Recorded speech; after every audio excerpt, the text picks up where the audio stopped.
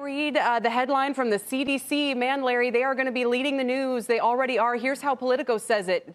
Politico says, Larry, quote, "This sounds really, really bad." They quote the New York Times.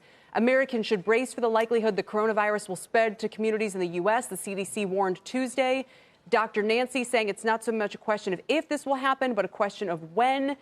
They're warning Americans for significant disruption to their daily lives, Larry. Well, look, our public health people, who are spectacular, the best in the world, are preparing for any eventualities. And that's exactly what they should do. They were ahead of the curve on the travel bans. Now they're ahead of the curve insofar as laying out potential emergency plans. That doesn't mean it's going to go into effect, but they're doing exactly what we're doing. We're going to get a supplemental. We've asked for a supplemental up on the Hill of a couple of $1 billion or so. That's exactly what they were doing. I just want to say, though, as far as the U.S. is concerned, when you look at this, I mean, you had a little higher head count on the infections because of the cruise ship people coming off. We have contained this. We have contained this. I won't say airtight, but pretty close to airtight.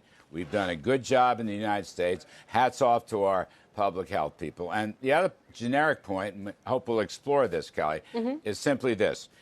This is a human tragedy. There's no question, particularly in China. Human tragedy with, thousands of deaths. God look over them. Terrible. And that's the worst part of this. The business side and the economic side, I don't think it's going to be an economic tragedy at all. There'll be some stumbles.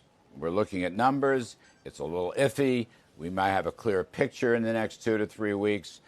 But at the moment, Kelly, the numbers that we're looking at on all these Federal Reserve regional ISMs, today's consumer confidence number, right. There's no supply disruptions yet. It may be out there. I don't want to negate it. I'm just saying all I can do is look at the numbers. Yeah, and the numbers are saying the U.S. is holding up nicely. Right, and that's why I highlight the CDC today. I think this is a turning point. I think up until now, there was very little response in the U.S. other than people buying face masks and buying medicine. Now, after these headlines, Larry, this is going to change behavior rapidly. And here's my concern.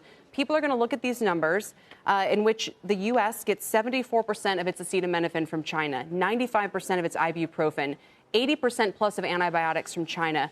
A construction worker neighbor of mine couldn't get a face mask this morning already. Now that these headlines are out there, all of those shortages are going to get worse, aren't they? And the economic impact is now going to start to grow. Well, Kelly, I think you're making a lot of assumptions there, with all due respect. And we will see, with respect to supply chains and the availability of pharmaceuticals and other forms of equipment. I know there are issues there, and I accept that.